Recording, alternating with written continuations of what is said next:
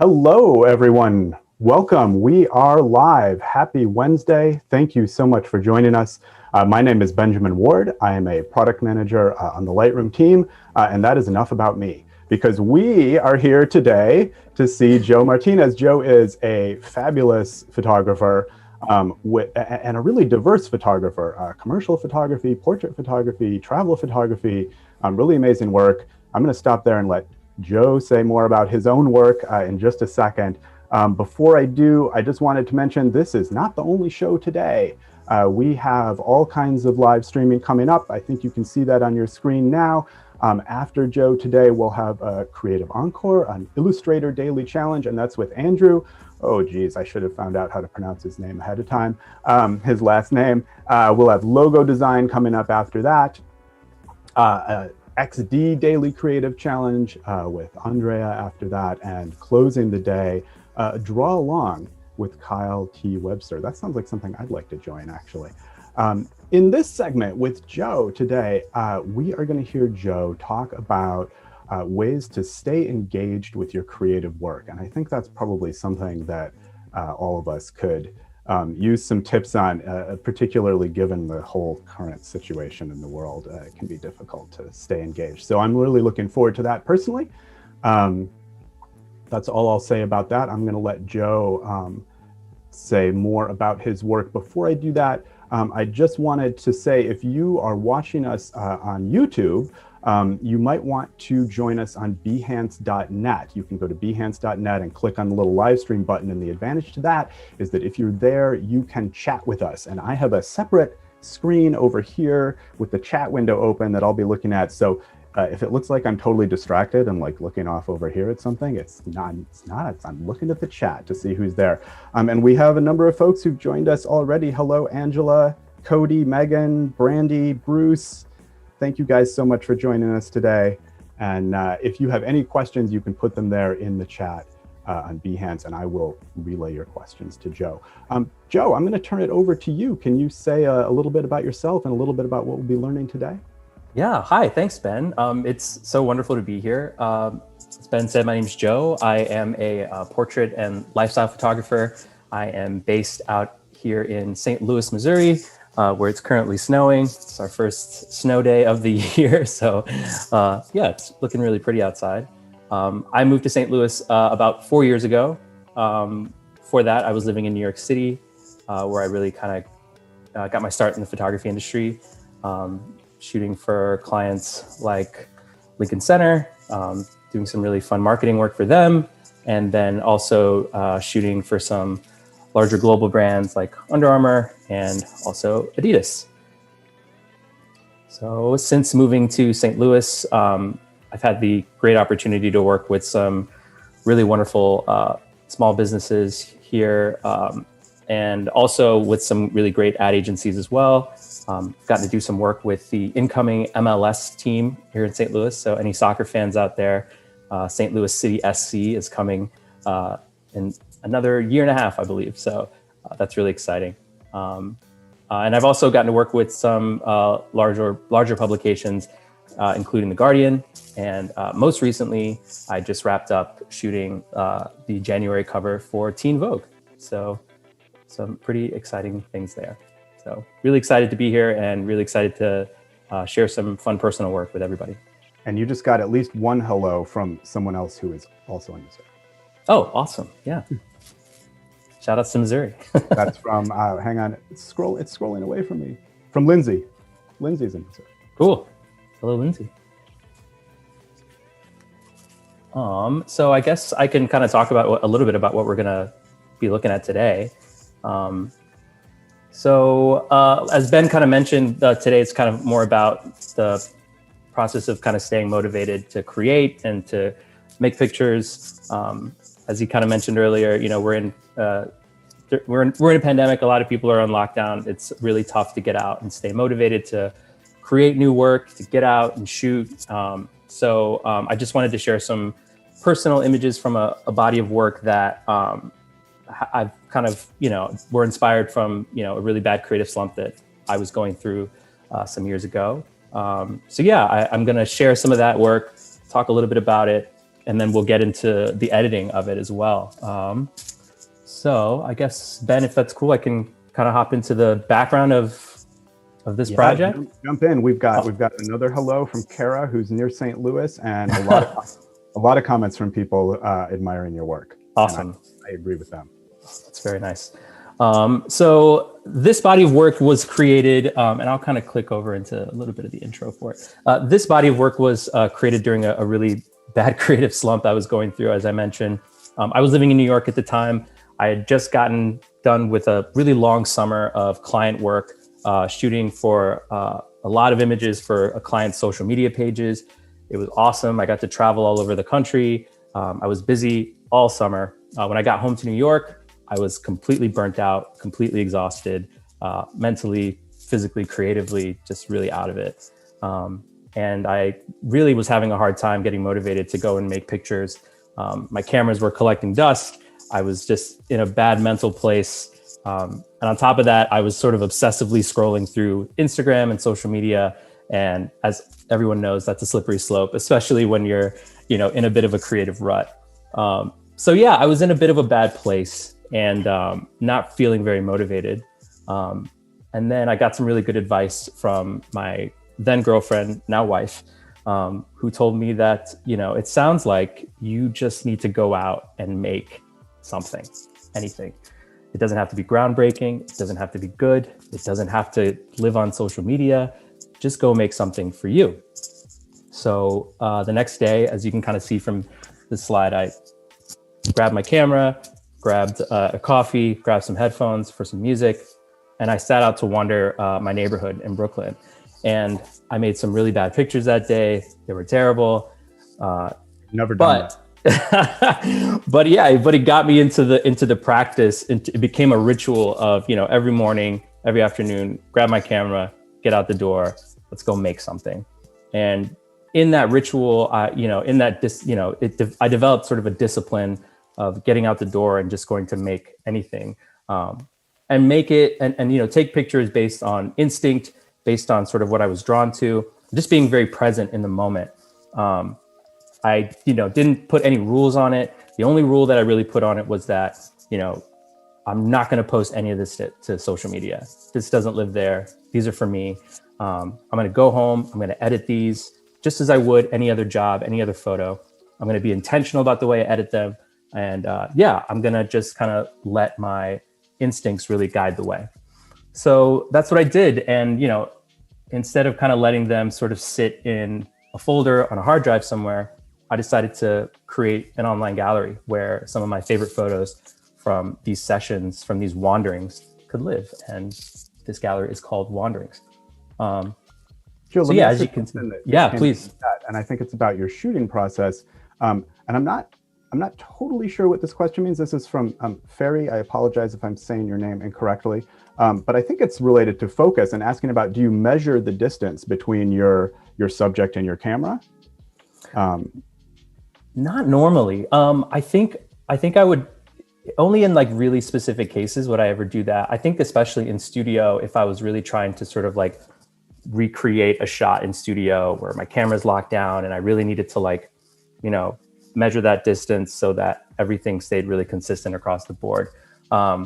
But when I'm out shooting things like this, I'm not really measuring much at all. It's really, I'm letting the camera do a lot of that work, and letting the lens do a lot of that work. And just kind of shooting based on feel for stuff like this. So good question. These are some of those photos that I ended up making, while I was in New York. It also carried over to my time here in St. Louis. And it's just a really great practice and a great collection of photos that I can always be working on. It's turned into a bit of a scrapbook, visual journal in a way, and just a really great way to kind of get out, stay active. I can bring my camera anywhere. I can walk out my front door, wander my neighborhood, and create something.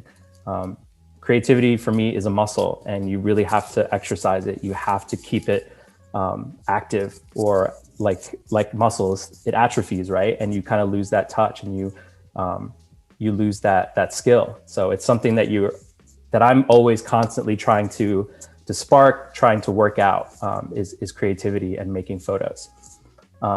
So today I wanted to just kind of talk about that. Like I said, I think it's really appropriate these days just because a lot of people are on lockdown. You know, we aren't able to travel very far to get that inspiration lately. And I think this is a great practice and a great way for people to stay creative, stay, making images, even in your own backyard. Personal projects for me don't have to be these big, grand, adventures all the time. They can be really intimate, they can be small, and they can stay very personal. A lot of this work has never made its way to Instagram. A lot of it never will. And that's okay. And, it's a collection of work that allows me to shoot without the pressure of wondering how this is going to be received, wondering how whatever audience I have is going to think of it. It's all very personal. It's all for me. And yeah, it's a really important body of work. So yeah. And on our chat, Mike has summarized this for us with a slight misquote from Glengarry Glen Ross. Always be shooting. Always be shooting. ABS. Yeah. Exactly. So I just wanted to kind of talk a little bit about this project. I know I showed a lot of portraits in my portfolio, and we are going to get into portraits tomorrow for sure on day 2. I love meeting people. I love photographing people. So we are definitely going to get into that. But, personal work for me is so important. I mentioned a lot of the clients that I've worked for in my intro. A lot of those connections and a lot of those opportunities have come from shooting personal work. I think editors and clients want to see that you have a vision outside of the paid work. It's great that, to see that you can do these, big jobs and work with a team, but they also want to see that you have a personal creative vision. And that stuff really feeds into the paid work. So yeah. I have a question, Joe. I don't even Sure. know. Am I allowed to ask a question? This is a question from me. I noticed your work is fantastic here. And by the way, there have been tons of shout outs for your work coming in on the chat here. A lot of people admiring photography. I noticed when you were scrolling through one of them it looked like tennis courts, maybe. It looked like maybe you were in a high building. It looked like maybe it was a drone shot. But that made me wonder about your gear and equipment, and I'm not asking specifically what kind of gear you use, but rather I was curious, do you find that the gear that you have and the gear that you use has a particular effect on your creative process at all? How does that kind of affect your photography? Sure. Yeah. I think that, so the gear that I normally use overall, I'm a Nikon shooter normally, but a few years ago, I got really into my first kind of foray into mirrorless was through Fuji and their X series cameras. I really love the Fuji X-T1. When it first came out, it was small and portable, and I got it kind of right as this project was started to kind of unfold, and it was the perfect camera to kind of take along with me for just like walking around my neighborhood. It was something that I could just kind of throw in a bag and keep moving with. I also have, I have a drone as well. I have just a DJI Mavic Pro, the first gen of the Mavics. I think having the gear that I use, I wanted it to be really small and portable. I think that's why I really, really enjoyed using Fuji, because it just afforded really, really quick moments. It was less clunky than pulling out the full DSLR. Much more quieter, much more intimate portraits and intimate moments are able to happen when your gear is a little bit more discreet, I find.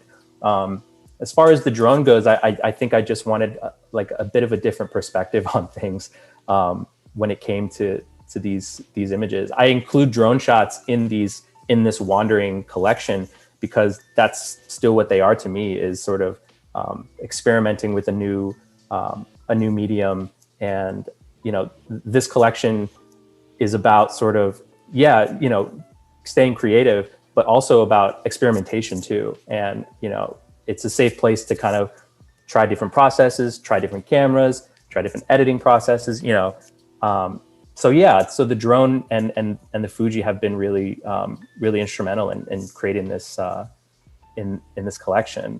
I use, that's not to say I won't take a Nikon out when I go for a walk if I want to, try something new and a little different.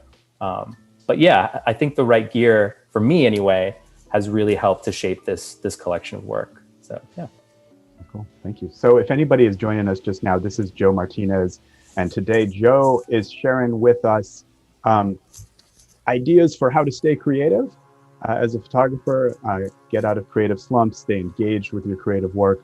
And we'll be talking about, we've been looking at some great examples of his photography. Joe will be talking about not just his process of shooting, but also his process of editing within Lightroom Classic. So, yeah, great segue. Let's jump on over to Lightroom, and we can kind of start taking a look here. So I just kind of parsed and took out some of my favorite images from this collection. These were all shot sort of during the early-ish phases of this body of work. So all the images you'll see are from New York. Not to say anything about St. Louis's images at all, but I really enjoyed these sort of early processes or these early stages of this work. So we've got a few different images here. We'll get to sort of as many as we can, as many as we have time for. But we'll start here. So if anyone's not familiar with New York City, we've got a very kind of New York scene here. We're down by the water, by the East River. This is the Williamsburg Bridge here. So we're in Williamsburg. This was my neighborhood in New York. You can see we've got sort of lower Manhattan down here. And yeah, a lot of my walks around my neighborhood would take me down to the water just sort of naturally. I lived about 20-25 minute walk from the water, so that that walk would always afford a lot of different sort of looks, different light, different scenes, different people. New York is crowded, so it's never wanting for people in my shots or anything like that. So yeah, a little background on this image. I was down by the water, down by the East River in Brooklyn near Williamsburg. For those that don't know, Williamsburg has a pretty large Orthodox Jewish population. They're traditionally pretty big families. There just happen to be a lot of families by the water this day as this storm is sort of starting to brew here. And yeah, I just was waiting. I waiting for kind of some scenes to develop here. Saw these kids on the rocks and really liked sort of the way they were arranged. Had my Fuji with me, my X-T1, and snapped this photo really quickly. And we can kind of get into the specs here. For anyone wondering about gear or lenses or anything like that, I shot this with the Fuji 10-24 millimeter. It's an f4. Really fun lens. It's really wide. 10-24 is sort of pretty specialized on the lens front, but it worked really well in situations like this when you're trying to keep your sky or the top part of your image and combine it with something interesting on the bottom half of your image. So yeah, this is zoomed in all the way at 24 to grab this shot.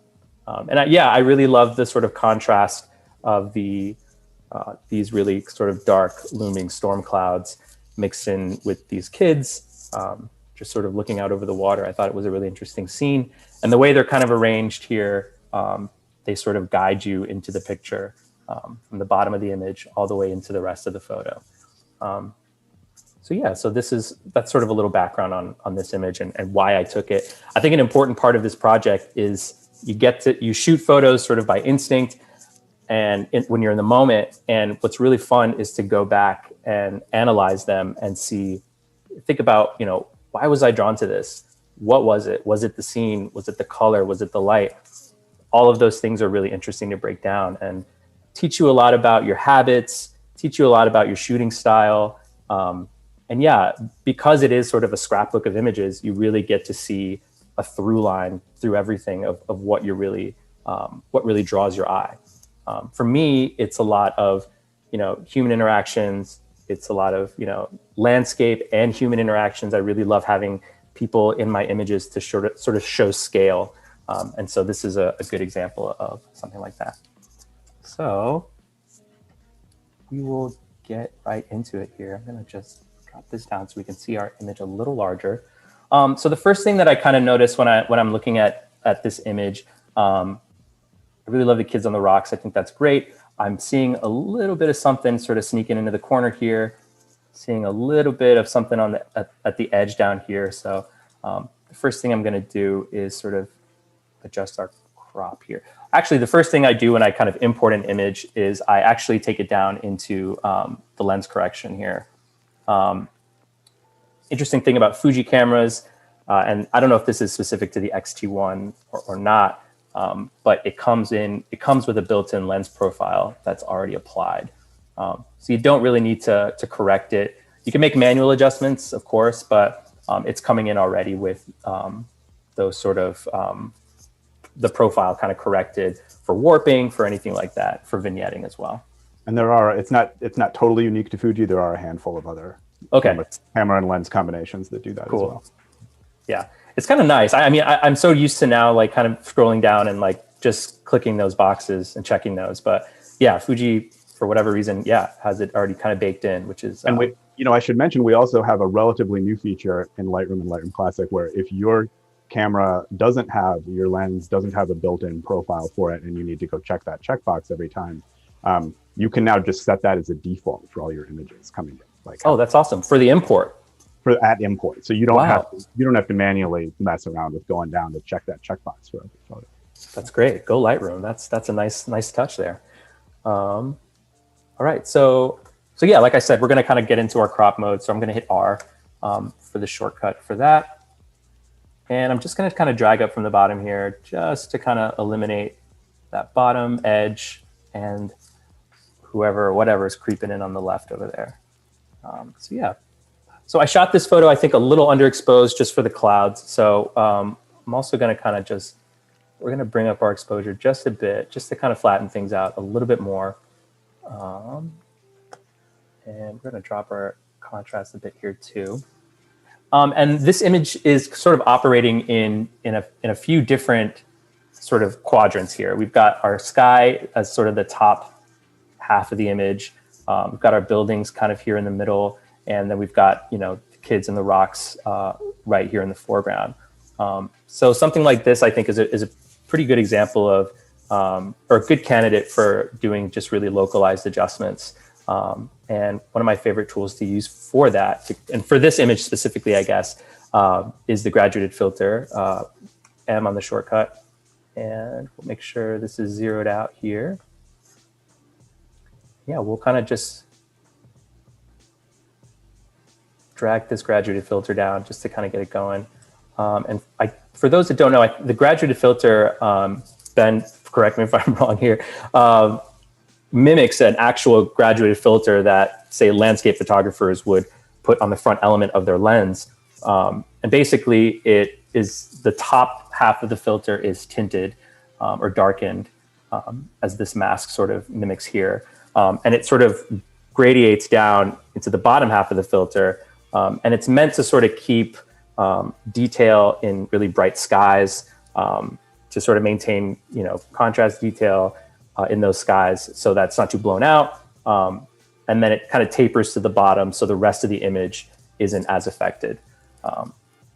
That's absolutely right. So whatever adjustments Joe applies from these adjustments over on the right, they'll be applied at like 100% strength up at the top of that gradient, and then fading to 0 at the bottom of the gradient, and that middle line being the midpoint. So. Yeah. This is a great.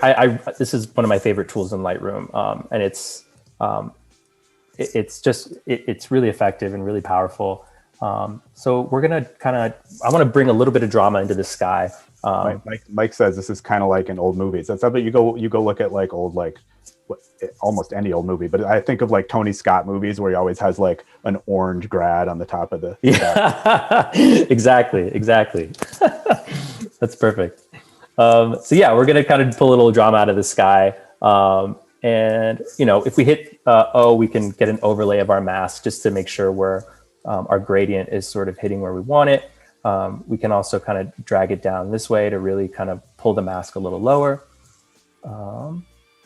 So we'll start there and kind of see what we get. I'm going to turn the overlay off, and then we're going to start making our adjustments over here on the right. We're going to pull our exposure down just a bit right in there. Contrast up a little bit, add some contrast back in there. One of my favorite tools in Lightroom lately is the dehaze tool, just to add just a little bit of oomph, that's a technical term, into the into the image here. And already we're really seeing kind of a dramatic shift there. I'm going to pull our blacks back just a little bit here as well. And I want to maintain, I want to maintain a little bit of detail. This is sort of the brightest spot of the clouds right here in this upper left-hand corner. So pull a little bit of the highlight down. We don't want to go too far, but I'm going to pull that down just a little bit. And we'll kind of shift down our mask just a bit, our filter just a bit, just to kind of make sure we're hitting a little bit of everything there. I like to add a little clarity, a little texture into the clouds, just to really pull out some of that detail in the clouds. So add a little clarity, a little texture as well, just to pull that out. And yeah, and we'll kind of click off the graduated filter there. And yeah, we've got something really, here's the before and here's the after. Got something really, really dramatic there. I'm gonna pull this up just a hair so it doesn't affect too much of the bottom of the image there. So yeah, so we've got some really kind of dramatic skies now. And yeah, this really kind of pushes that story of sort of the contrast of, you know, that really dramatic, dark kind of looming sky, and, you know, combined with sort of the curiosity and the innocence of these kids in the foreground. So yeah, we're telling like kind of a fun little story here. Super cool. Let me take this moment to just welcome Sure. anybody who's joined us recently. And we're talking with photographer Joe Martinez today. I'm seeing some awesome examples of his work. He's telling us a little bit about how to stay creatively engaged during difficult times, and also showing us some of his editing tips and techniques in Lightroom Classic here. And a reminder to anybody watching, if you join us at the live stream at behance.net, there's a chat available there, and you can submit questions via the chat. And I'm monitoring the chat over here, and I'll relay your questions on to Joe. Yeah, welcome everybody who's just joining. So we're gonna kind of keep going here. So I'm liking our sky. I think it looks pretty cool. One other thing that's really fun to do in the sort of graduated filter is adjusting our hue. As I mentioned kind of earlier, these images and this collection is meant to sort of be experimental. It's a place where we get to try new things and do, you know, try new editing processes. It's a really fun space with very little pressure about where these images sort of end up. So I think that's really important to remember. So while we're here, I mean, we can kind of do a little bit of whatever we want. There are really no rules for this. It's, you know, it's meant to be personal. It's meant to just sort of get our creativity flowing. That's the whole purpose of making these images. So what I really love is sort of the hue adjustment tool in our graduated filter here. We can take it really, you know, dramatic. We can go either way on that hue scale. One of my favorite tools to use is the fine adjustment tool here. And I'm gonna drag this down just a little bit more. And what we can do there is it just really kind of fine tunes that hue so we can really subtly kind of bring things in. I want to go a little bit, I really like sort of this like kind of bluish greenish we're getting out of the sky now. And the reason for that, I'm even going to bring our saturation down just a bit. And the reason for that is, you know, I want to bring that out because we're seeing some similar tones in kind of the water. We're seeing that in this guy's sweater right here. And I think I like that relationship that's having kind of throughout. So let's hang on to that. So here's a before and here's after. Here's where we are now. So we're really starting to pull a little detail from everywhere, which is really fun, especially that sky, which is looking really dramatic and really cool now. So the next place I kind of want to make adjustments, and we're going to stick with our localized adjustments here. I really want to bring out a little bit of the detail in these buildings. If we zoom out, they're looking a little muddy, a little there's not much going on there. And I don't want to highlight them too much or anything like that, but I do want them to be a little distinct and have a little bit of life in them. So what I'm going to do is use our brush tool here and make sure this is zeroed out. And I'm going to add a little contrast. I'm going to kick the exposure up just a hair, add a little clarity there and a little texture to help bring out some of the detail in these buildings. Hey, sorry, Joe, now that you got all your sliders set just where you want them, can you show people what you're doing there when you zero out? Absolutely. Yeah. So let's say you've made adjustments to another part of the image, and you go to select a new brush, create a new adjustment sort of area. Sometimes the settings from the previous brush or the previous filter will remain. So to zero that out, the shortcut is to double click on effect. So we'll double click here and you'll see everything kind of zero out again there. And it's a lot easier than sort of dragging everything back to zero or double clicking on a slider or anything like that. It's one click, everything's zeroed out, and now you're back to your baseline for your brush and you can make new adjustments. So we'll pull our exposure up just a bit, bring our contrast up just a bit, and get our clarity up, and I think we got our texture up too as well. So we'll pull that all up just a little bit and see what we get. And yeah, already we're kind of starting to get a little bit more detail out of these buildings. They were looking a little muddy before, and now we're starting to get a little bit of life out of them. And like I said, this is a really subtle sort of adjustment. We don't want to do too much here. These buildings aren't the star of the show, but we want to just kind of bring out as much as we can. We'll even slide it down here too. We've got buildings right in this corner under the bridge. And even kind of extend that into the bridge as well.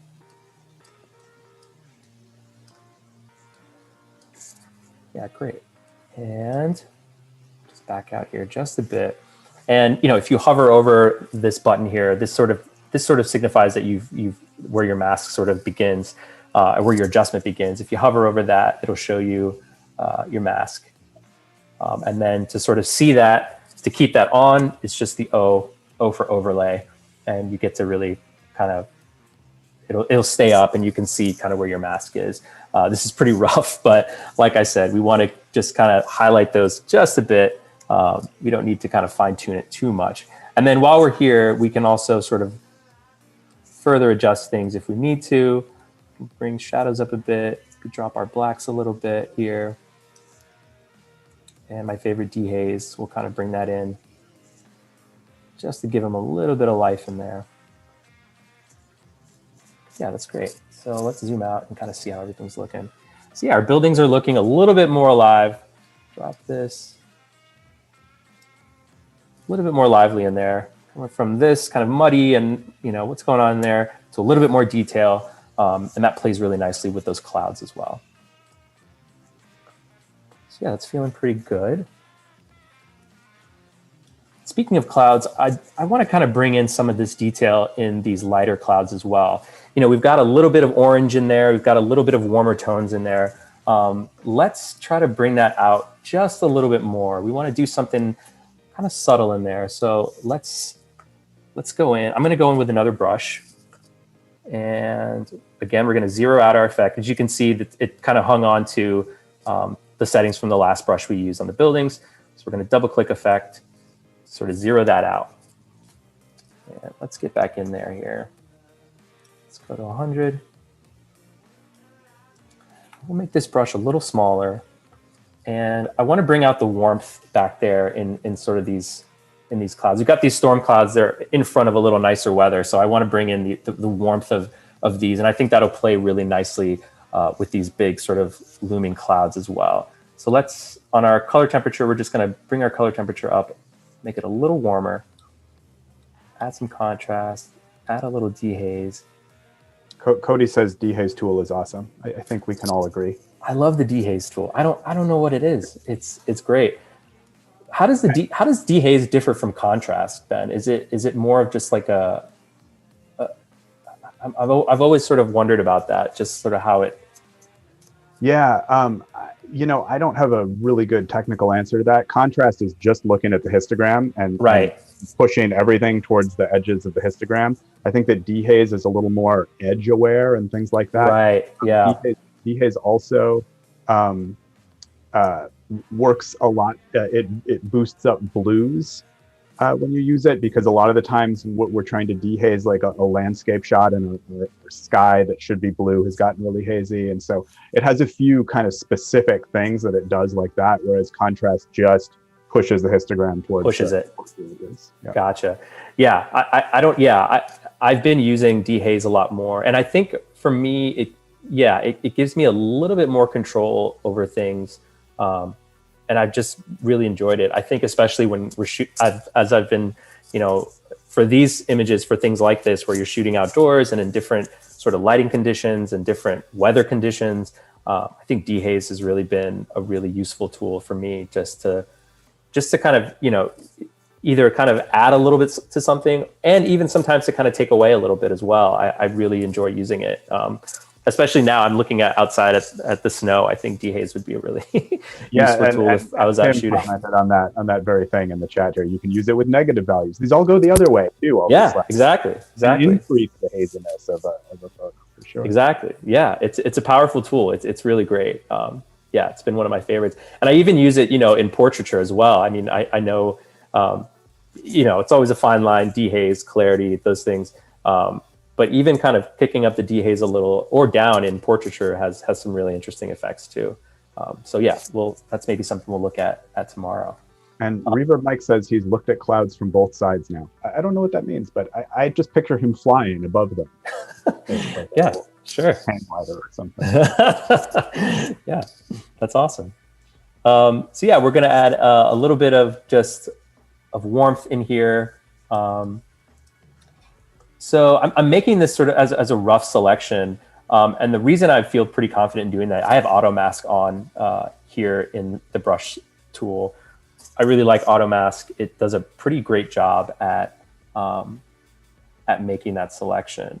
This is still pretty rough, like I said, but auto mask is still doing a pretty good job. We'll throw an overlay just to sort of give an example of it, sort of finding the spots. A little bit about what auto mask does for you there.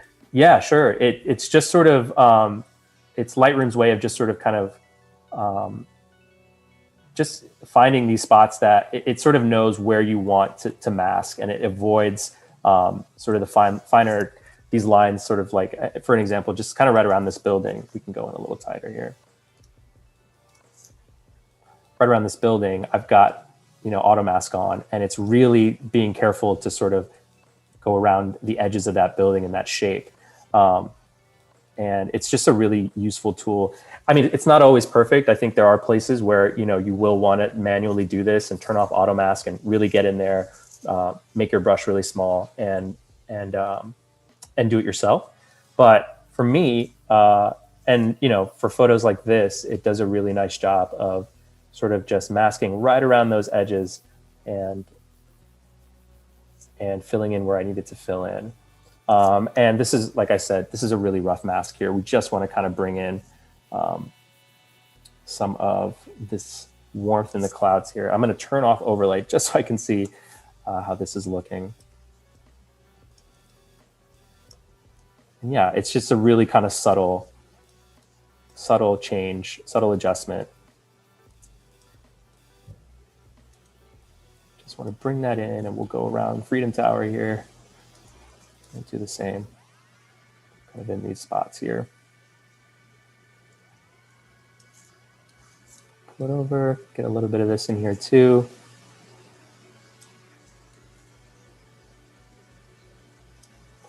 Cool. Let's see how that's looking.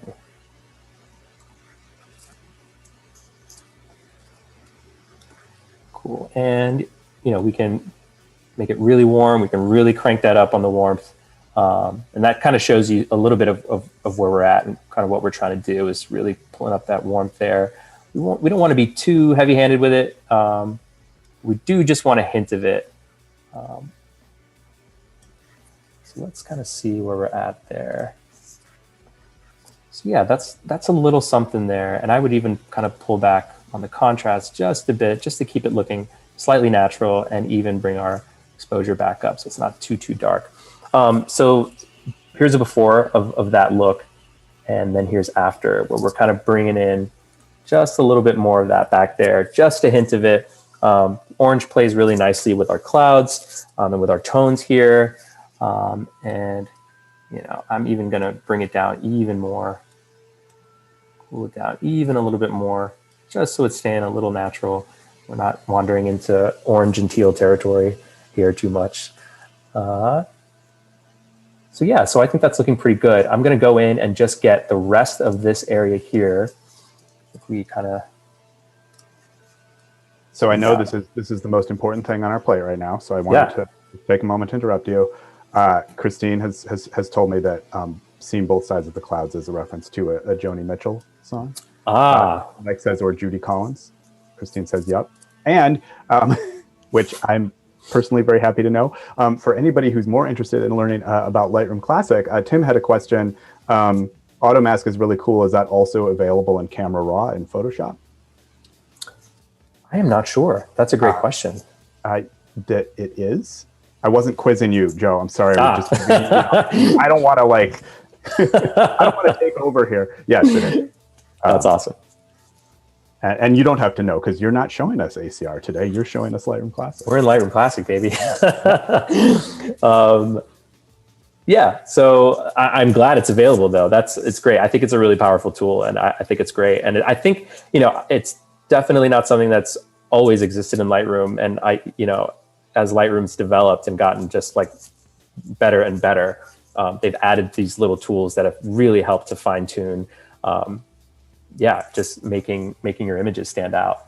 Can I ask a question about that?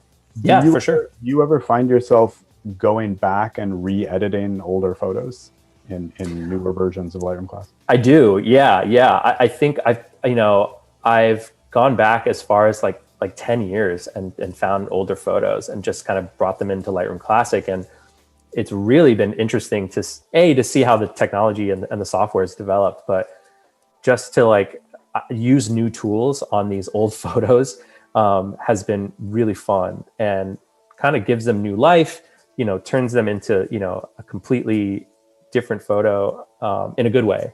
And I've even, gone back and edited old photos and they've made their way into, a portfolio even, just to go back and especially, my portraits, to go back and sort of be able to fine tune skin tones and fine tune, use those graduated filters to really sort of dial things in a little bit more precisely. That's been awesome. I really enjoyed going back, and it's fun to go back into the archive in general, but then to actually be able to give those photos new life is really fun. So. All right, so let's take a look at our before again and our after. We've added some drama. We've added a little color, a little warmth to those clouds back there. Let's start working on our foreground down here. So I think what I want to do is I think we're going to use another brush and we're going to kind of get in here a little bit. We'll take a closer look at what we're dealing with. Got a little graffiti, a little text here that's potentially a little distracting. So we can go ahead and use our healing tool, which is Q for the shortcut for that. And we'll kind of get in here, see what we can do. A little less feathered and make this a little bigger. And I really like the healing tool. One of my favorite things about it is that you can really fine tune where the target area is. And I think that's really cool. It's I know that's such a small Lightroom thing, but I really love it. I think it's so powerful and really fun to sort of mess around with. I also like that you can switch to the clone tool sort of on the fly as well within that. that's really fun. And actually might be thing that we want. Let's see. Yeah, kind of filled that in nicely. Not too bad. It's a small element in the photo, so I'm not super worried about it. We can get in here and do a little bit more even with a rough peace sign here that we see on the rocks. So we'll get in there. And it's not exactly the place where we want to sample from. Let's see what that's looking like. That's worse.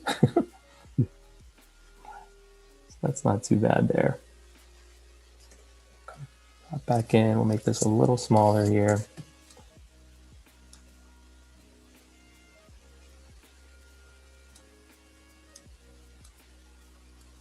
There we go. And yeah, these are rough selections. We're just, we're just trying to get sort of a more uniform sort of look on these rocks here. When we kind of look at it, when we get back into our full image, we just want to get rid of the text and get rid of any distracting elements down there. So, I throw in a little tip there, Joe? Yeah, for sure. Please. For our audience, can you zoom back in as you were and go into the healing tool again real quick? Absolutely. So, you notice what Joe was doing right here and trying to get that graffiti out is he was having to make a couple of heel spots that were really close to each other on that last bit of graffiti. And sometimes when you're doing that, you're trying to make a heel over an existing heel. And when you try to do it, it just selects the existing one. And it can be a pain in the butt. If you're having issues with that, if you look at the toolbar right under the image there where it says tool overlay, it's at always. You can switch it to never, or you can switch it to show only the selected one. It'll hide all the other heel spots, and so you don't have to worry about like selecting them when you're all just trying to make a new one. Does that make sense? Great tip. Yeah, absolutely. That's awesome. Yeah, that's always sort of a challenge, especially I think when you're really kind of getting in there, especially when editing skin and things like that. When you're really trying to edit out blemishes that are really close together, or when you're trying to do those really tight edits, that's a great tip, just to kind of clear things out a bit and make things a little cleaner when you're trying to make those selections. So that's awesome. Zoom out here. I'm gonna add another local adjustment here. I'm gonna do another brush and just really kind of get into these rocks and get into this area here and just really kind of bring this to life a little bit. Kind of similar to what we did with the buildings here. We're just really gonna kind of bring these out a little bit more. And like I said, we'll double click on effect to zero things out. I'm gonna bring this pretty good. We'll kind of zoom in here. And these are normally, when I shoot these, these photos are taken pretty quickly. Like I said, in the moment, just kind of, you're kind of led by instincts to create and to take these pictures. Normally they're edited pretty quickly as well. And normally, it's a lot of just like, does this feel good? Does this look good? Does this, more contrast here, less here, maybe warm it up, maybe cool it down. It's a lot of sort of on the fly editing as well. So, this would normally be going pretty quickly, but I did want to slow it down and just kind of give everybody a little bit of a closer look at what I'm doing. And I think maybe my question, but I was actually wondering about that. Like I'm really impressed by the thoughtfulness that you bring to your editing, and that you have these really clear reasons why you're doing the things that you're doing to improve the look of the photo and how it all ties together.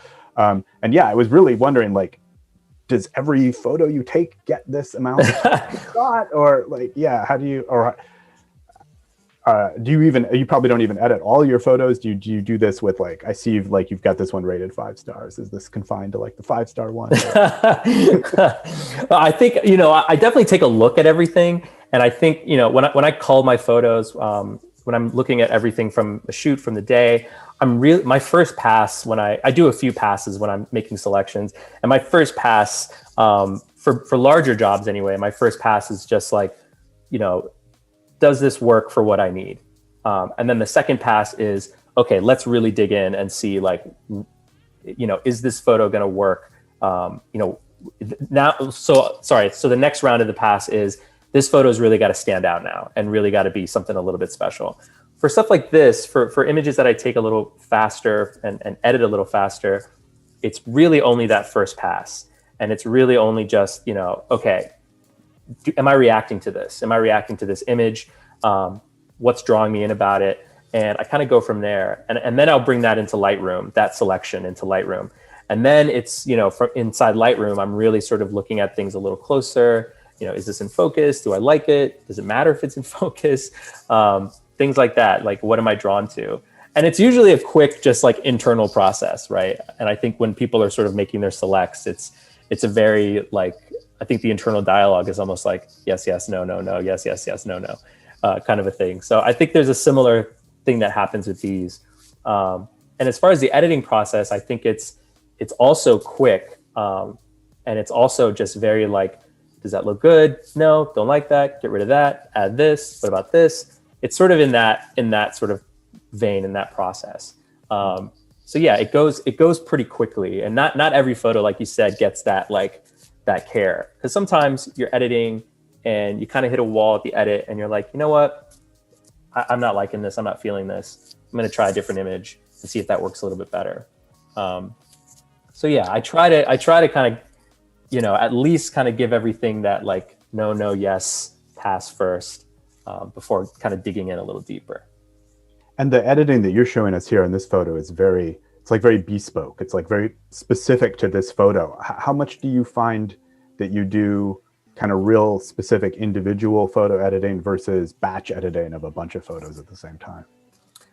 I think that's a great question. I think I do more batch editing when it's, if this scene is part of a larger kind of series, same conditions, same location-ish, then, I find myself doing a larger batch edit there.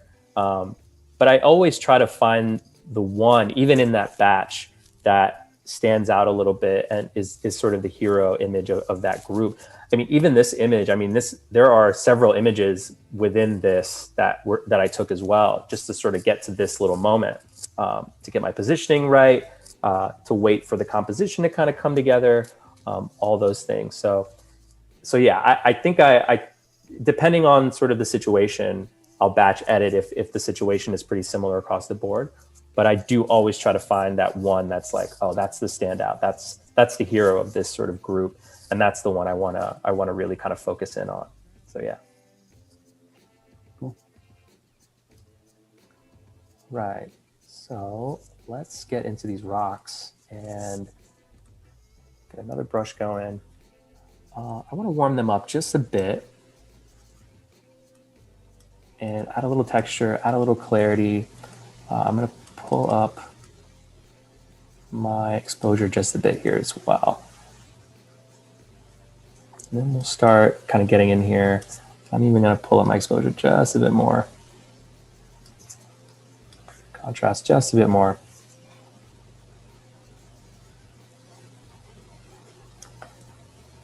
Get in here and we can include this little girl down at the bottom.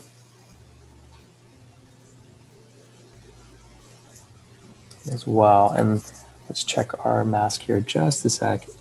Yeah, that looks pretty good.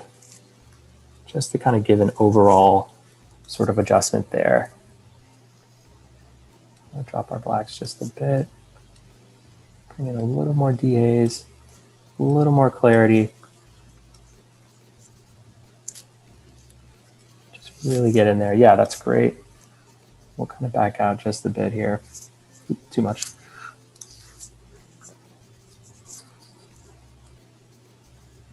One of the things I really like to do is I like to kind of zoom in and make my adjustments and then pull out and see sort of how the overall image is looking. And then I like to kind of fine tune my adjustments while I'm looking at the overall image. Kind of make that kind of rough pass at the beginning and then really get in and then really zoom out and see what the entire image is really looking like.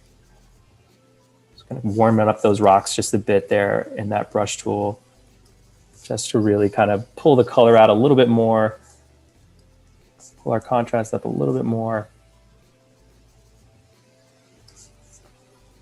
And we'll even pull our saturation up just a hair, just to pull out a little bit more color out of what the kids are wearing, and even in the rocks as well. I want to be pretty subtle about that.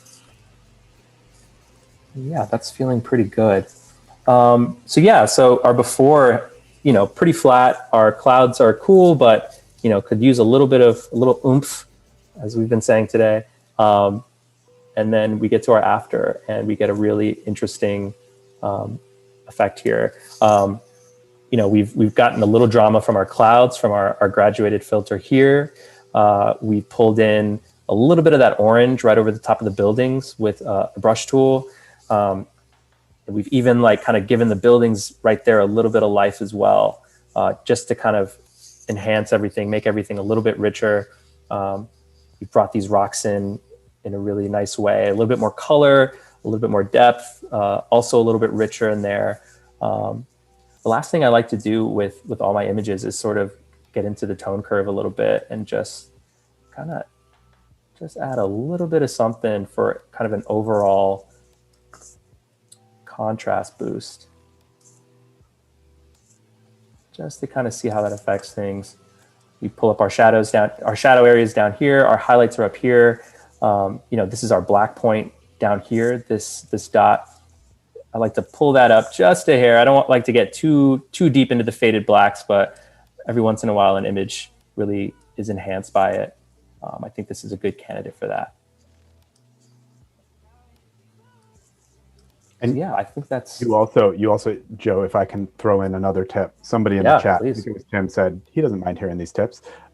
Scroll down just slightly more in your, there we go. If you're trying to make something relatively straightforward, like the S curve that you have here on your tone curve for to increase the contrast, you could actually do it. There's a shortcut to that, just using the point curve pop-up right there that says custom for you. Yes. If you click on that, you can choose medium or strong, and that'll create that S curve for you like that. Yeah. I really like those tools. They're great. And I really like, let's look at medium and even strong now. Yeah. And that's pretty similar to kind of the shape I was making, which is really fun. And of course, when you do make your own, you can save them there in that same pop-up menu. That's right. Yeah. You can save them as kind of, as sort of like almost like tone curve presets in a way, which is really cool. Those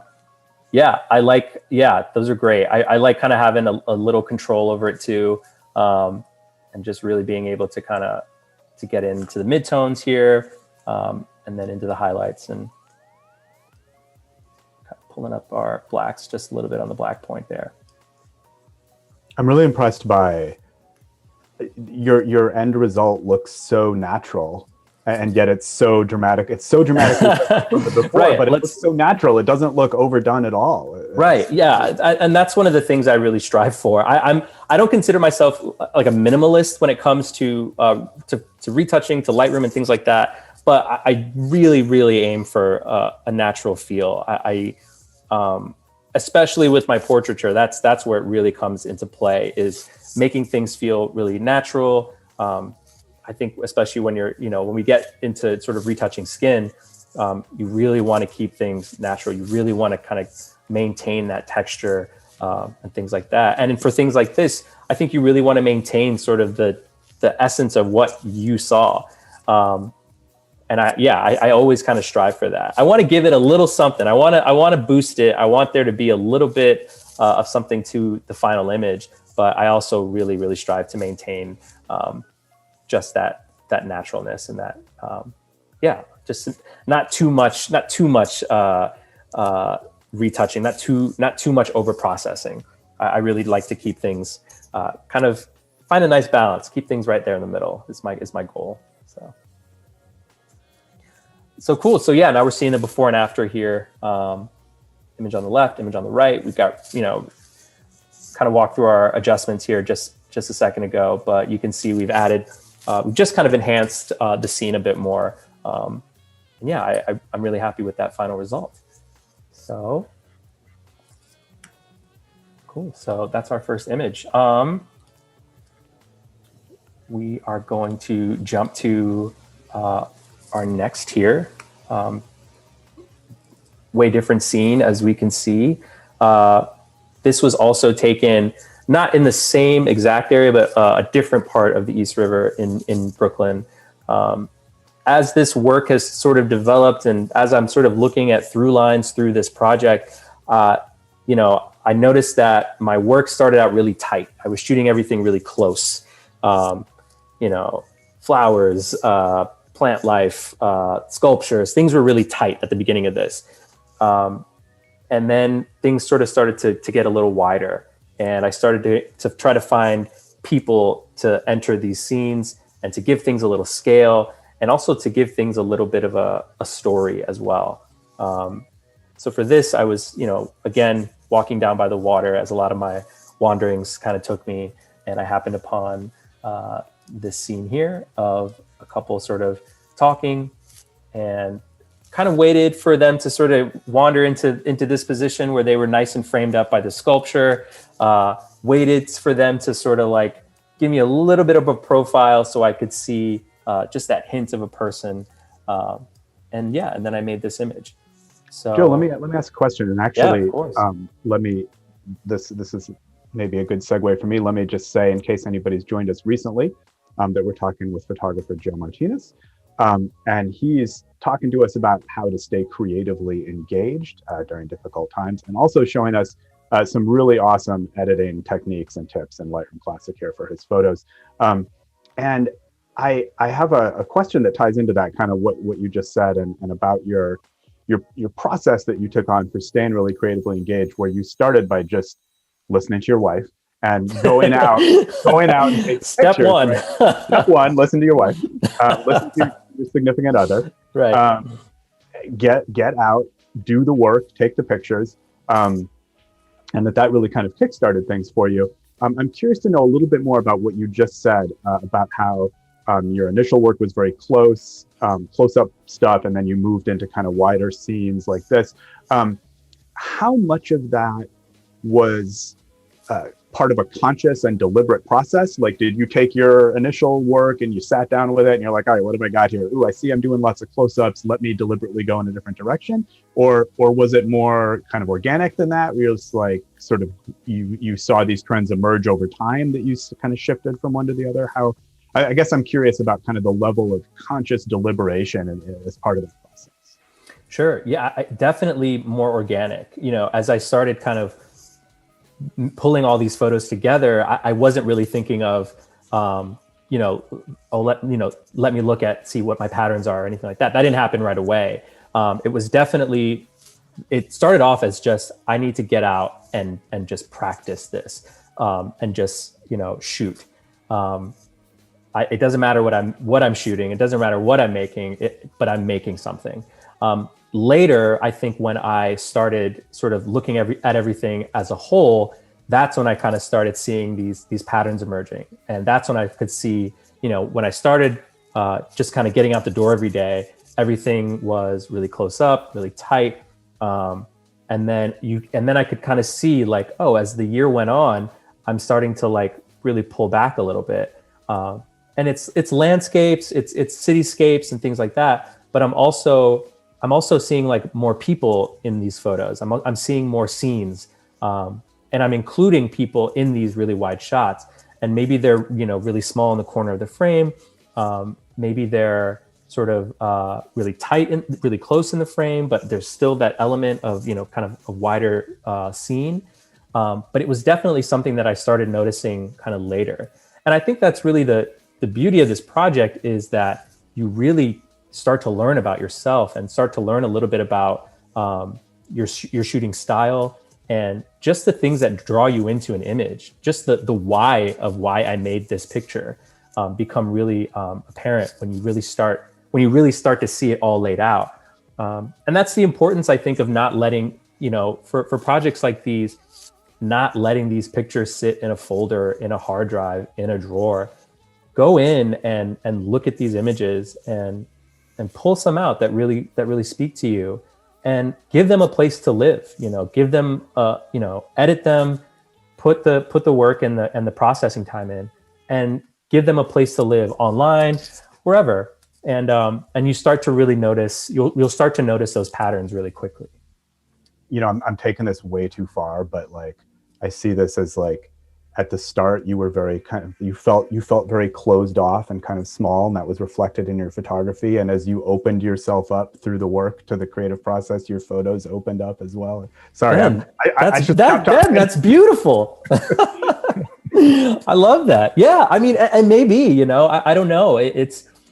I think it's been amazing. It's been like a really cool, like visual journal in a way of just sort of like of my process. And yeah, you know, I think when I did start, I was really like, I I didn't enjoy it when I first started. You know, it was work. I had to pull myself out of my apartment, you know, and go do this thing that I had been really resisting for a while, and I had lost confidence in. So yeah, I think those images, those first images, are really closed off, are really tight, and just, you know, focused in on this one thing. But yeah, you know, as it goes along, I'm starting to open up. I'm starting to take more risks and starting to see, you know, different patterns emerge. And yeah, I mean, I think, you know, it's well said. I think there's definitely something to that. No question. So, Well, yeah, and I think your larger point is like really valuable, that like the getting out and doing it was a really important first step, but it's the first step. And where you've really started to get value is in the follow up and the doing something with the photos and the looking at the work over time. It just becomes, you have to turn it into your ritual. You have to work it into your routine. I wasn't going out every morning and doing it. Sometimes I would, you know, go out in the evening and do it, and you know, go out and wander my neighborhood in the evening. I would get up really early and try that. It wasn't always like, you know, I'm going to get up and I'm going to go take pictures all the time. It was, you know, I'm going to go meet some friends for lunch. I should bring my camera just in case there's something along the way that catches my eye. Or, you know, I'm going to shoot, you know, I'm going on an assisting gig today. I'm going to bring my camera and shoot some stuff on the way, or maybe shoot some things when I get home. So yeah, you just have to turn it into this, this ritual, just this part of your routine is, you know, keys, wallet, phone, camera. I've got that with me, just in case I see something that really captures me. I'll be ready. And yeah, and you know, some days I would take 2 photos, some days I would take hundreds of photos, but I was always like, that practice of, even the practice of just bringing the camera to your eye is practice. That's the way you create. That's part of your craft. And I think just being able to do that every day was really helpful. And like you said, hard to start. It's very much easier said than done. It's just like, oh yeah, get out the door every day. But when you're starting at such a low place, that can be a really big ask. So, but once you get out the door, once you start bringing that camera to your face again, and you know, making bad pictures or whatever you're going to make, that first step is so important, because then it becomes, okay, this feels familiar. I can do this. So yeah. Awesome. I'm going to check out the chat and see what I've missed. Yeah, see what's going on in there. So we are going to dive into this scene. I really enjoy this photo. It's really kind of cinematic. It reminds me of kind of a still from a movie. We're getting this really cool lighting from these fluorescent lights kind of shining down on this couple. They're framed up really well in this really awesome sculpture down by the pier near in Williamsburg, near one of the ferry spots. So yeah, it's one of my favorites. It's, you know, a photo that I kind of happened upon, which are always my favorite. And, you know, waited a little bit to kind of frame it up, but it got there pretty quickly, and I got some nice frames. So first thing I'm going to do with this photo, I'm going to kind of take a look at the overall scene here. And, you know, this is one of those pictures where, you know, I am going to kind of pour into it a little bit, just because there's some things that I really want to correct in it. So the first thing I'd like to do, you know, when we first import photos, we do our lens corrections that remove aberrations, things like that. One of the other things I like to do, especially in scenes like this, is to kind of get into our profile here, our manual profile corrections here. And we've got a little bit of a purple sort of fringe on our fluorescent lights here. And we're seeing it even in the sculpture right here. Can I take this opportunity, Joe, to mention another very small but handy, pretty new feature in Lightroom Classic? Please. I noticed you earlier during some more detailed editing you were doing, you did a zoom to 200%.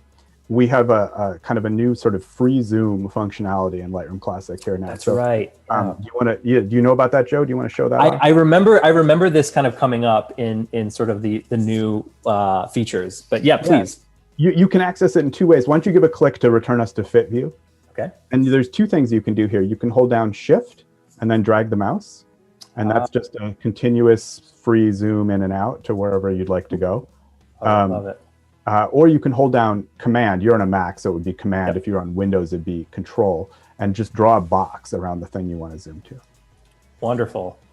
So that's actually pretty new. That's great. Yeah, love that. Awesome. Seemed relevant to what you were yeah, this is great. I feel like everyone has like their set way of how they like kind of do things, and I love getting like little shortcuts like that of just like, oh yeah, this is way faster. It's perfect. Totally. We have our ways of doing things because it works, and it breaks my heart, but it turns out that not everybody reads all of the what's new things in every new release we do of Lightroom. So what? Are you serious? Nobody's reading that? Awesome. Thanks, man. That's great. Yeah, that's gonna speed me up for sure. So yeah, I go into, so when we kind of see these sort of this fringing, it happens in really high contrast scenes a lot. Like this, where we have like these really bright light sources. So I like to just kind of get into the defringe tool here. There's a couple ways to do it. You can use the dropper to kind of get into a specific color you want to kind of defringe, or you can kind of use sort of this general kind of more purple here. And I like to bring it down just so it's gone there. Sometimes when you kind of overdo the defringe tool, parts of the image will be color parts of the image will be affected that maybe you weren't expecting. So I like to kind of be intentional about that. So we make that adjustment just so it's gone. It's before and after there, and we've gotten rid of that a little bit. We've also, I think, gotten rid of a little bit of a cast on the overall image as well. So that works really well. First thing I'm going to do with this photo is I really like the moodiness of this. I want to kind of lean into that moodiness. I want to lean into that sort of cinematic vibe that we've got going here. So we're going to kind of just make some overall adjustments first. We're going to give our contrast just a boost, just to kind of see what's going on when we do that. The nice thing about this image is that our subjects are framed up really nicely. So they kind of become the focal point of the image pretty much right away. So everything else that we do, we have a little bit of freedom to make things go a little darker and a little bit more vignette to really center our couple up here. I'm going to hit the J key just to kind of look at our clipping, our shadow, and our highlight clipping here. I want to make this moody. I want to make this really dramatic, but I want to be careful that we're not losing a lot of shadow detail, especially on the edges in here. When we see blue in this clipping, I'm sorry. Yeah. I didn't. No, you're fine. When we see blue in the clipping, it means we're losing detail in our shadow areas. There's zero information in these areas when we see that blue highlight kind of come up, and when we're losing it in our highlights, we see red. So zero information based on this adjustment we've just made. So we want to just make sure our exposure, our adjustments are keeping just a little bit of detail in there. And there's some other adjustments that we can make later to really kind of help with that. I don't mind too much the clipping on the fluorescent lights. They don't distract me. That's always an adjustment we can make if we want to really kind of dial down our highlights. As you can see, that clipping goes away. But yeah, I don't mind that as much as I mind our shadows clipping out. So I'm going to hit J to get out of that clip tool and see what our contrast is looking like. We'll give our shadows a tiny boost here. I'm going to drop our highlights just a bit, mainly for our couple here. They're looking a little bright. Right in there. Give our dehaze tool some love there. I'm even going to kick in a little clarity just to kind of give things just even more of a little boost there in texture. And so this photo is looking pretty, I like sort of the green of it. It's, you know, like I said, very cinematic. I kind of want to shift it a little bit into blue, sort of turquoise. So I'm going to use our color temperature here. I'm just going to give it a slight shift down. And I like that a little bit more. We were kind of had this really overall green cast before. Here's our before image. And now we're in sort of a more turquoise kind of feel. And I like that a little bit more. I think that plays a little bit nicer with our warmer sort of lights back here in the cityscape. So we're going to kind of stay in that area for now. Pull our exposure down just a bit. Just a little more clarity there. Zoom in, make sure we're... And this photo isn't the sharpest, right? Our couple isn't super sharp. Let's see. This was also taken on the X-T1. We were at a 40th of a second. I was wide open at f1.2 on a 56 millimeter. I really love this lens. It's a really beautiful portrait lens. If anybody hasn't used it before, highly recommend it. It's awesome. Because the X-T1 is a crop sensor, the 56 millimeter works out to about kind of the equivalent of an 85 on a full frame camera. So like I said, really beautiful portrait lens, opens really nice and wide to 1.2. I was shooting really wide open because there wasn't a lot of light in this scene. So yeah, so we're not tack sharp, but I still really love this image. Like I said earlier, the point of this project is to really kind of shoot by instinct. Not every image is going to be perfect. Not every image is going to be tack sharp. It's okay. I really like the photo anyway, and that's cool. So yeah, I like kind of where we're at, our starting point here. A couple things, this is very like a couple things I'm kind of seeing that are just slightly distracting. I'm going to kind of go in. We've got a little bit of, you know, maybe this is a reflection off a light pole here. We've got a little bit of people like to leave locks on this gate and write their names on them and things like that. Very romantic, very distracting in this image for me. So I'm going to go in with our healing tool here and just grab that. Grab that. It's not bad. And then we'll kind of come back to this little flexion here as well and just get rid of that. Cool. Again, that's just me. I've things that I'm seeing on the image. Not necessarily anything that would be, you know, super distracting, but just small things that you can do to clean up your image, I think are always important. So the next thing I kind of want to work on is, so I like kind of our overall feel right now. I might push it even a little bit more dramatic later, but the next thing I want to work on is our buildings back here in our background. We've got a few different kind of light sources and temperatures. I really want to warm this up a little bit. So what I'm going to do is I'm going to zoom in and see kind of what we're working with. And I do want to give them a little bit more texture as well. So we're going to go in with a brush. We're going to double click effect to zero out our settings from last time. And get in a little closer here. I'm going to warm these up just a bit and add a little contrast, a little bit of an exposure boost, and a little clarity, a little texture boost, just to give them a little bit of definition back there. Go in and kind of brush this in. This is awesome. I feel like Bob Ross right now. We're just going to paint these little buildings, these little trees. Happy little buildings here. These happy little buildings. They're just getting happier and happier. Exactly. Ooh, that was a little bit much there. So, hi to my colleague Gus, who just joined us in the chat. Welcome, Gus.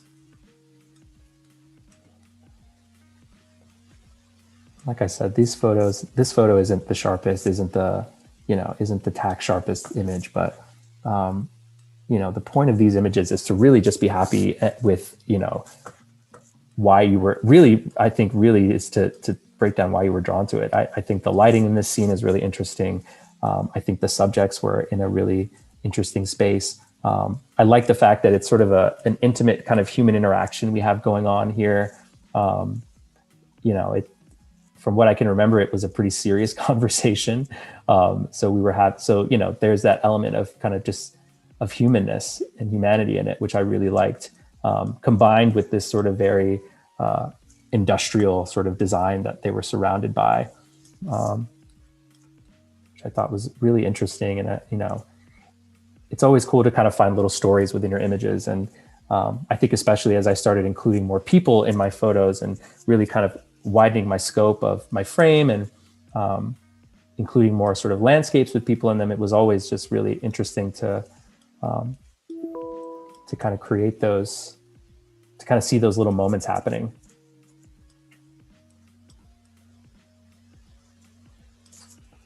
So let's zoom out here and see what we got. So you can see we can now make these buildings really cool. We can really crank the color temperature up and make them a little bit warmer, which I kind of like. I know that's sort of at the high end of our color temperature, but I'm really kind of enjoying that look there. Pull the exposure up just a bit back there. And that's kind of nice. I like kind of having that now as more of an element in our frame, in our photo. Here's our before, where they were looking, pretty flat, pretty normal back there. And now they have a little bit more life, a little brighter. Our buildings are much happier, as Bob Ross would say. So it's nice to have them included. I'm just going to kind of play with our exposure here just to kind of see how those are looking. Yeah, cool. So I'm liking that so far. I think the next thing I want to do, I want to work on our couple here in this frame. And I think I want to do that. The way I want to do that too, while we work on them, I think we can also kind of adjust the scene around them. And a really great way to do that is with the radio filter. Shift M, I believe is the shortcut for that. We're going to zero out by double clicking on effect. And let's kind of make our shape here. This is going to help us. We can do a couple things. We can isolate the subject inside the shape, as you can kind of see with the overlay mask here. Our couple's being isolated. Everything else around them will kind of be affected. And let's see here. We'll kind of get this shape going a little bit more. So it's really kind of custom for them in that space. Well, you're really dialing it in there.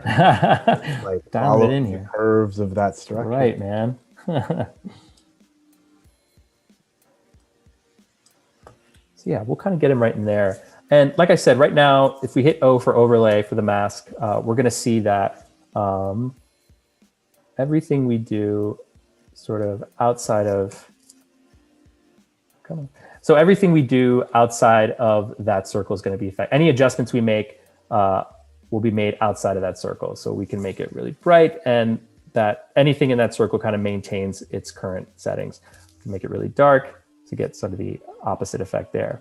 And then if we go to invert, we click the invert box here, the reverse happens. So everything inside that circle gets affected, everything outside of it will stay the same.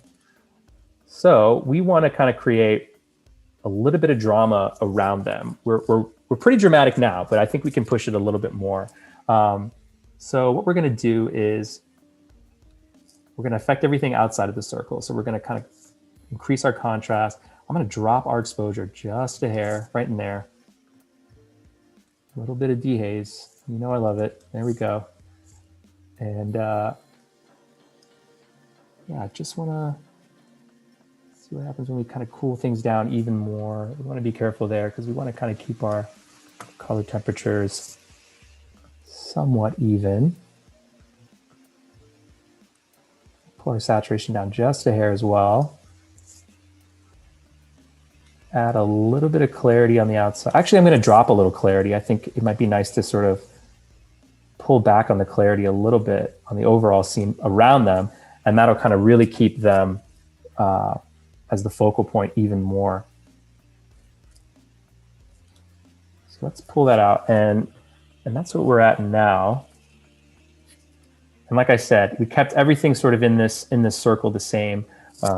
We pushed everything a little darker, a little bit more dramatic around them. So now they're really, really the focal point of the image, which I really like. We still get this hint of this structure here. We still get, this really nice industrial framing of them, which I really love. But everything else we pushed it a little darker. I want to check our clipping. We're going to hit J to get back into our clipping tool. We're looking okay for the most part. We still got some information down in the lower left hand of the frame here. I am going to brighten it up just a hair. We'll bring in our graduated filter here.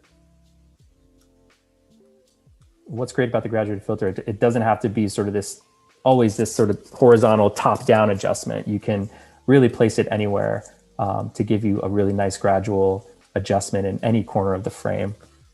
Just a really great and cool tool to use. Take a look at our mask here and how that's looking and how it's feeling. And then from here, I'm just going to kind of just bring up slightly our exposure in that corner, just to keep a little bit of detail in there.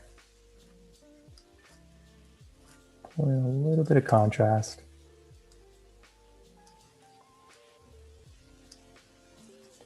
Take a look at our mask here, and it's just giving us a little bit down in that lower quadrant, in that corner there, up into the sky, and now we get even a little bit more of this structure here. So here's let's look at our before and our after. And what I really like about this image as well is, we get this larger structure that's sort of framing our couple here, and then we kind of even get like this tiny little mimic of that as well in this other small structure here. This is a bench, I believe, and then this larger structure was by this an artist who donated this piece to the pier. It's actually a really cool piece of artwork. It's meant to sort of be interacted with. So during the day, you can see like a lot of kids climbing in it and kind of swinging from it. It's really, really cool. The other reason I like this image too is you get these sort of benches down here that are sort of pulling you into that direction. It's a really subtle thing. And one of the things maybe you need to explore the picture a little bit more to find, but your eyes go here first anyway, and then you're getting sort of a visual guide into that part of the frame, which I really love. So I think what I'd like to do as well, this is sort of a thing I like to play around with back into the tone curves. I like to kind of dig into the RGB tone curves a little bit and just give things a little bit of a nudge in a couple different directions here. Just create these really subtle kind of S curves here.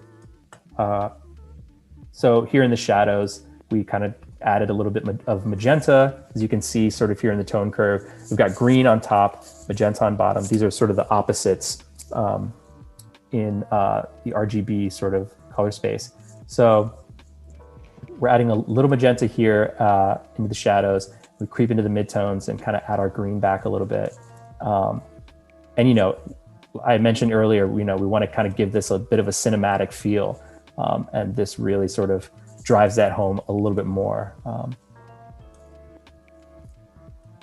These are subtle changes. Any sort of change you make here is a pretty big change within the overall image. So I like to be really subtle here. Got a couple of great questions that have come in. Sure. Interject. So, question from Reverb Mike. Did you take a bunch of pictures to get this one, or was this just like one click? I think I was taking a lot of pictures like on my way to this part of the pier. And I happened upon this couple, and I'm sure I took a lot of different angles to kind of get to this point. They weren't standing here when I got to this point. So it did take some time for them to sort of like wander into that position.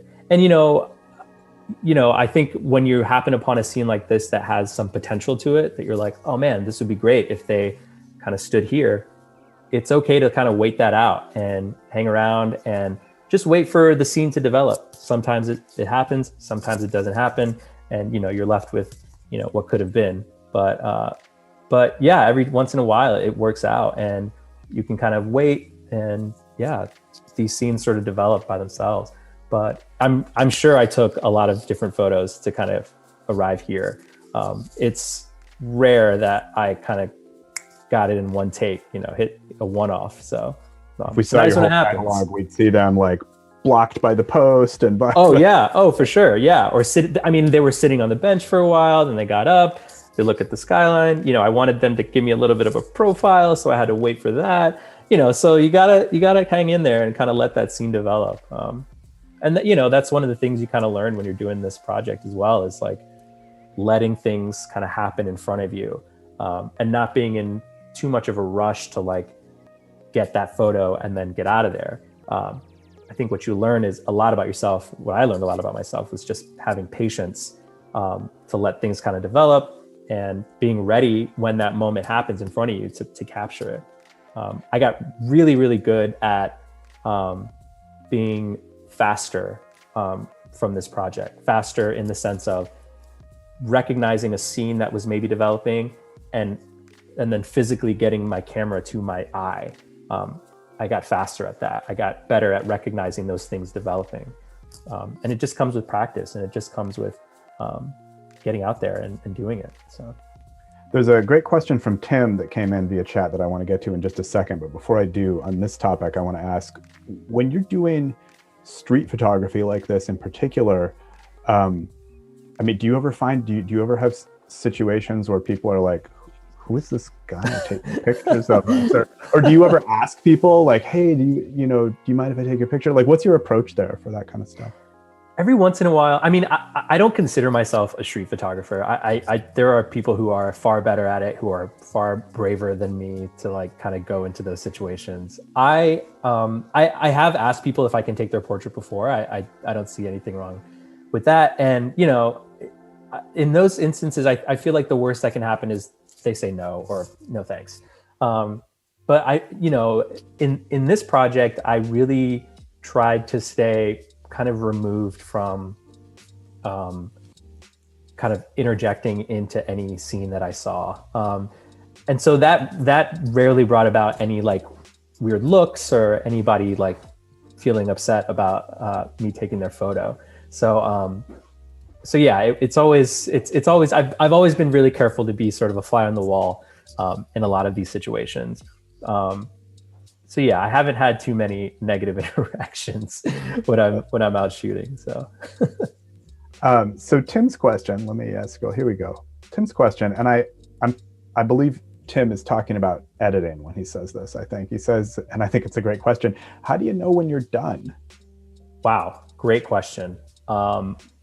Phenomenal question. I think it's that I don't know. I think sometimes it depends on the image, and I think it's sometimes you hit a point where anything further is either going to feel way over processed, or just too much for me. So I kind of try to find that balance of like, this feels good, and maybe I'll walk away from it. And maybe I'll come back to it and see like, oh, you know what? Maybe if I kind of tweak this.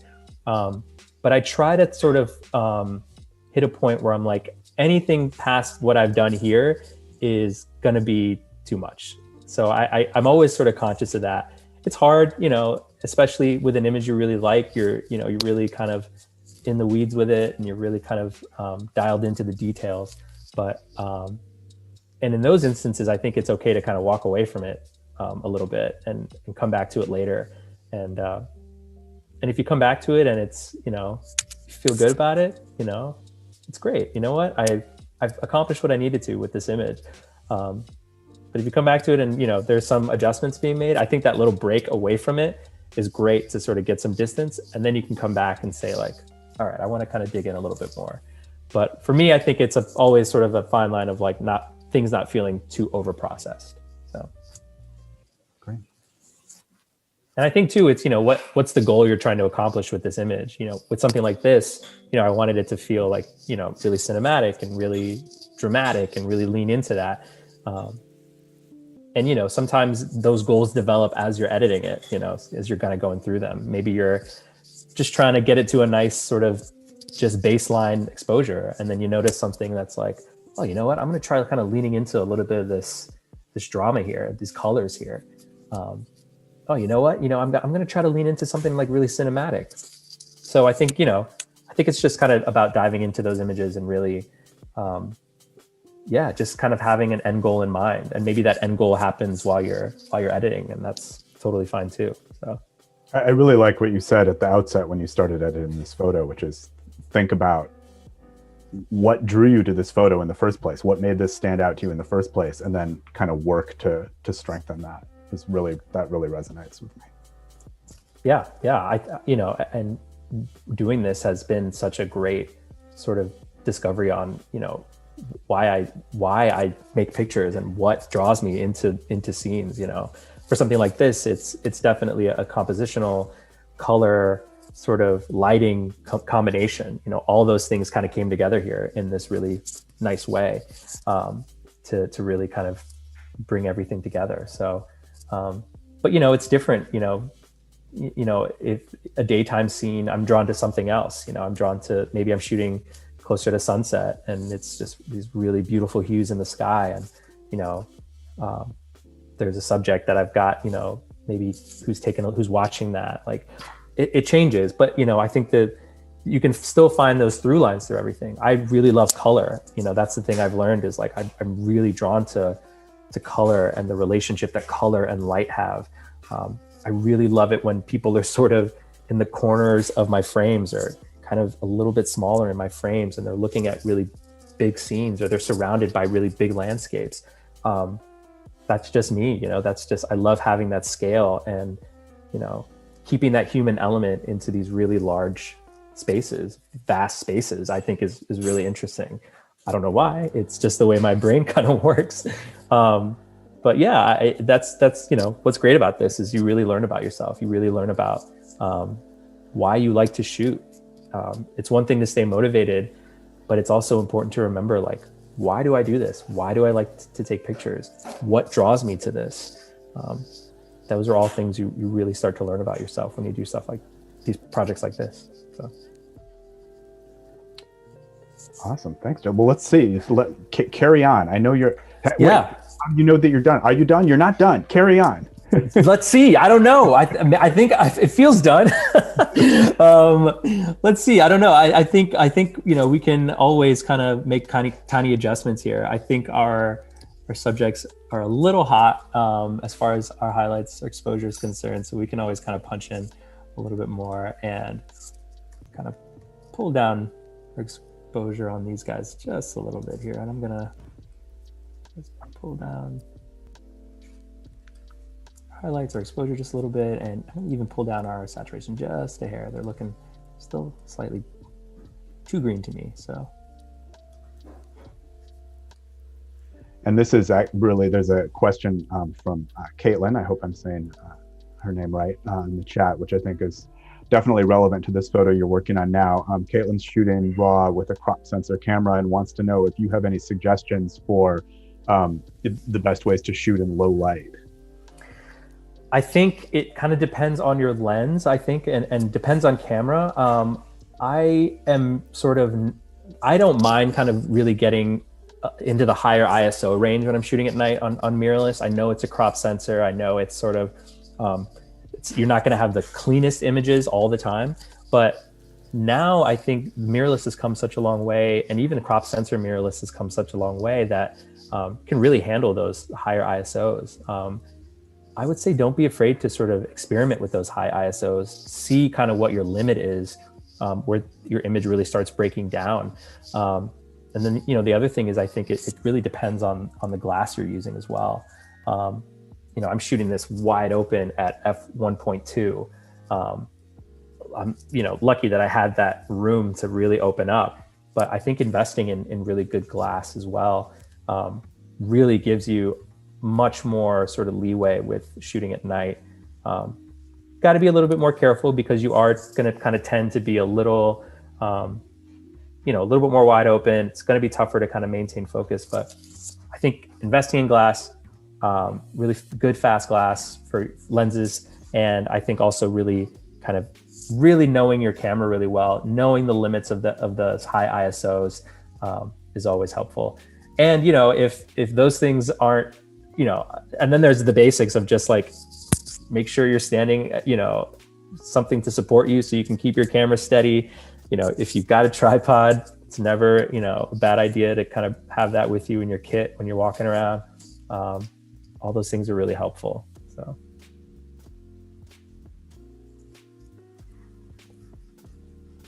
Cool. All right. So yeah, I'm feeling pretty good about this image. I think the only other thing I would kind of do, I mentioned these benches sort of like kind of drawing you into our couple here. I think I might kind of just bring the exposure up on those just a little bit, just because I really like that element.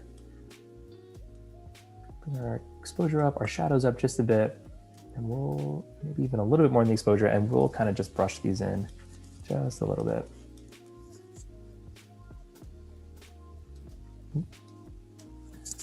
My point there.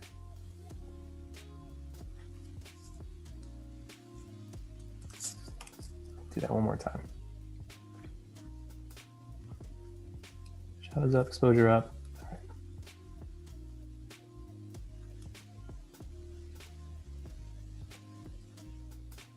Yeah, just to kind of give us that little bit of hint of direction there and the composition. Cool. Yeah, that feels good. Let's show our kind of before and after here. That's where we started on the left. You know, we really kind of brought our buildings up back there, enhanced some of that those warm tones, exposures up a little bit back there, just to make the city feel a little bit more alive, a little bit more present. And then we really kind of cooled this image down. We were a little green, a little warm, cooled things down, and really got into sort of those bluish turquoise tones.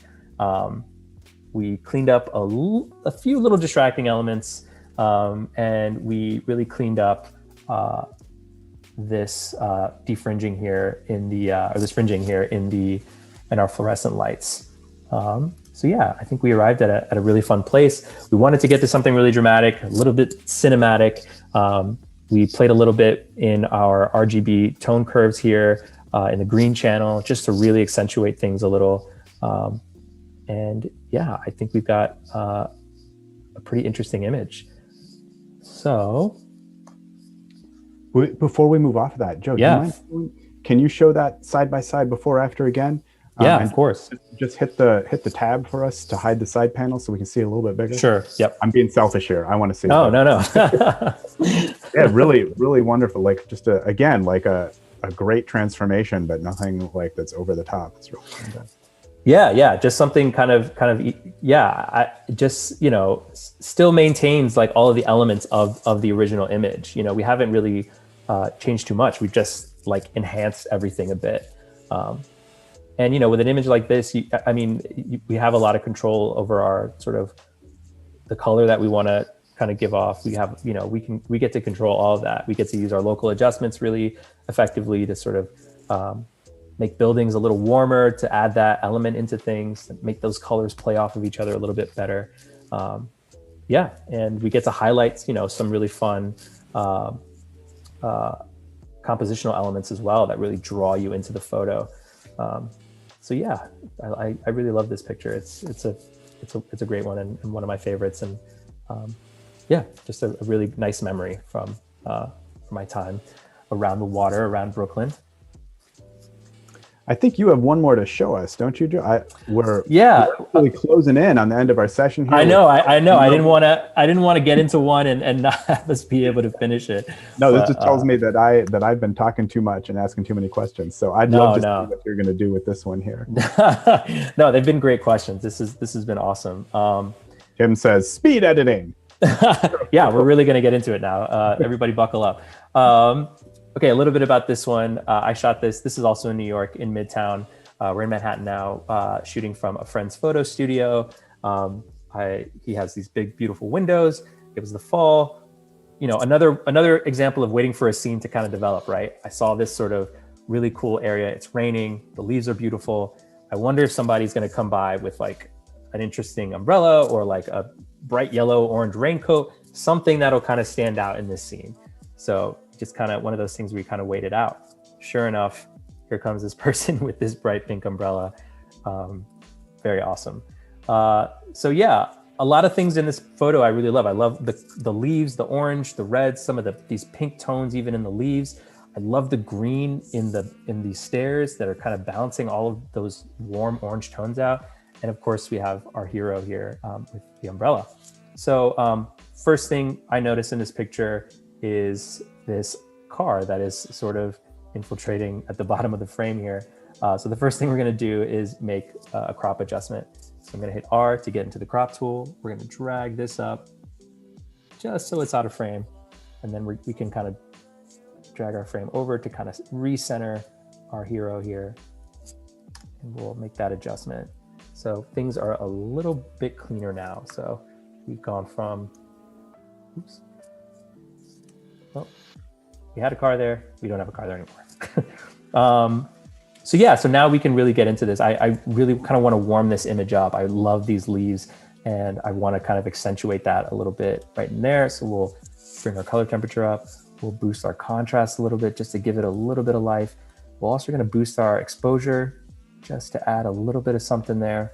I'm going to bring our shadows up. We do have some sort of darker areas here in the stairs. And even our subject is looking a little underexposed. So we're lost in the shadows, I should say. So we'll bring our shadows up just a bit too, just to bring that out. And when we do that, it even brings out a little bit more of that color that gets lost in those dark areas. We're gonna bring our dehaze tool in, you know the vibes.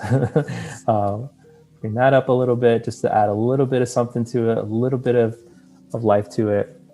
That's feeling good. I'm gonna up our vibrance a little bit. This is, what draws you to this photo are the colors. So let's really kind of lean into that a little bit and pull that up. It's looking pretty good. I don't know. I don't want to like put too much of a burden of multitasking on you. Sure. While we're doing this, do you want to maybe speak a little bit? Christine in chat had a question about shooting raw, and I think her question was answered in the chat. But I was wondering if you maybe wanted to give your perspective and say a few words about the advantages of shooting in RAW versus shooting in JPEG. Yeah, I mean, I think shooting in RAW just affords you the most amount of adjustments that you can make. You're operating on sort of the biggest file size that you can, which gives you the most information, and that really allows you to make just so many more adjustments on your image. JPEG usually gets exported from your camera as a really compressed file. It's got a lot of information already packed in that your camera has applied already. So shooting RAW really allows that file to be completely untouched and gives you all the control once you get into post.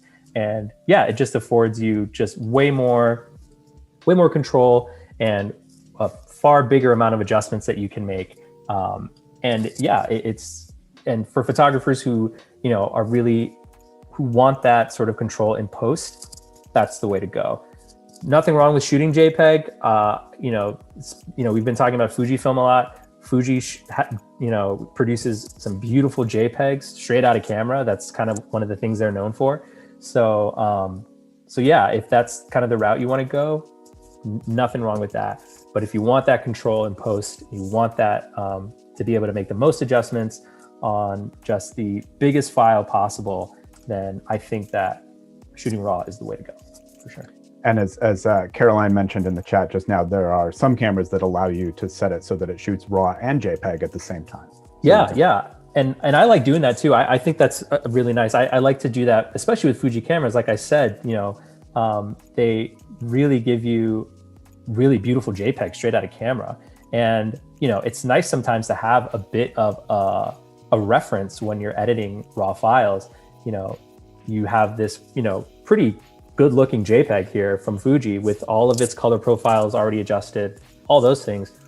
And I've got this RAW file, and now I can kind of, if I want to, I can get it pretty close to that image that's been produced on the JPEG side.